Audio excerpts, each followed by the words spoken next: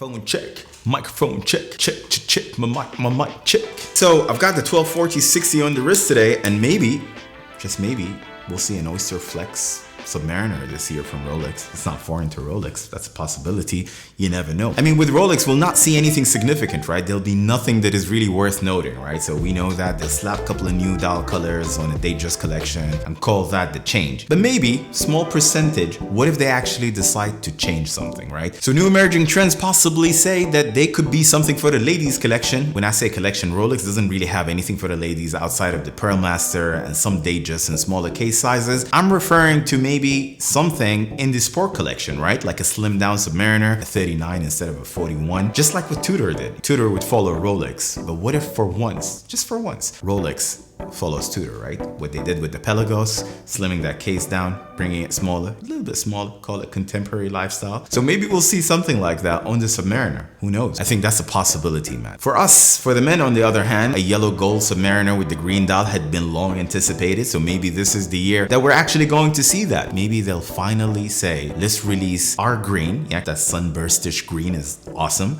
with the green bezel. So technically a Hulk, not even a ceramic or Kermit or whatever it's called, on yellow gold, not even rose gold. I think yellow gold would be the way to go. Maybe that can come out. And in the note of red dials, we've seen that from other brands. I mean, of course, Omega and then JLC, which is, yeah, like this is not a video about JLC. We should not talk about JLC. We'll keep that for some other time. But in the note of red dials, I think this is now a trend. Like, so a lot of brands are playing around with red dials. Rolex did with the Oyster Perpetuals. It was a short run. It was a kick-ass release and then they pulled it out. But I think red is the new blue that used to be the new green, if that makes any sense. I think maybe they'll somehow incorporate that on some of the sport models. And not only that, I think with the release of Deep Sea, that apartment of a watch in titanium, Rolex had showed us that they're open to play around with different materials, right? Titanium. So maybe this time we'll see a wearable case size in titanium for the Daytona with a red dial. That would be really, really cool to take their second most iconic watch, because I think the Submariner is #1. It's the most iconic watch from Rolex. You can argue that in the comment, but just go easy. I mean, none of what I'm saying is a fact, of course. It's just predictions and they're fun to have them. Or maybe they'll do something as minimal as, you know, just outlining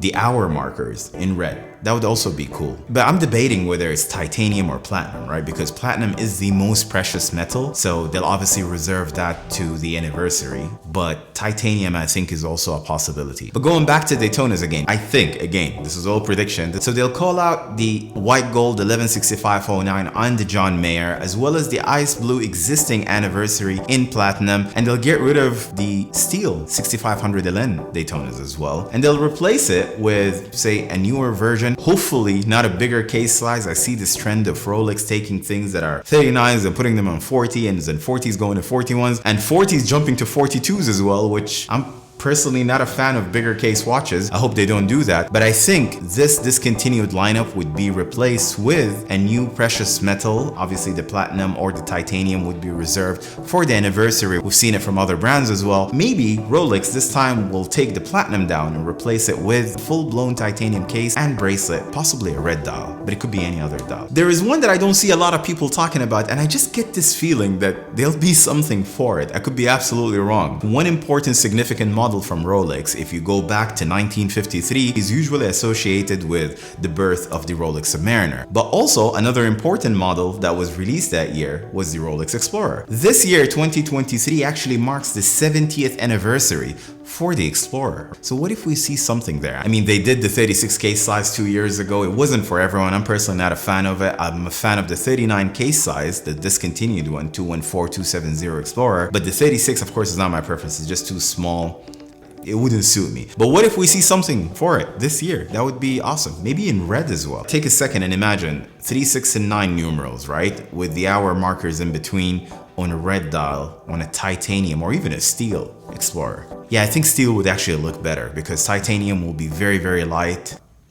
That is fire, man. If I get this right, the local AD here should give it to me first. Like, honestly, like, I would be the first customer. If I had to go between a Daytona anniversary, 60th anniversary, I would rather pick this watch. There is this thing with Rolex where we think, we ask, and we wish to see certain watches, and they don't happen. But then when it's an anniversary, yeah, there's a strong chance that they release a new Daytona reference replacing the existing anniversary. So that would go away and it would be replaced with a new 60th anniversary Daytona. This is likely to happen, man, but again, we don't know. At the end of the day, Rolex watches are highly in demand. We know whatever they do this year, if they release something, that's great, but they could also not release anything at all and just keep it as it is.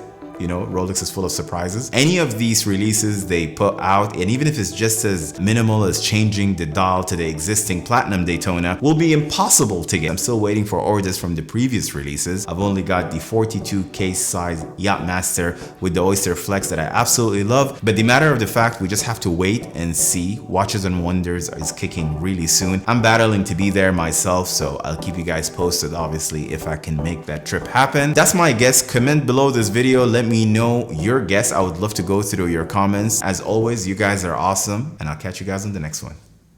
Take care.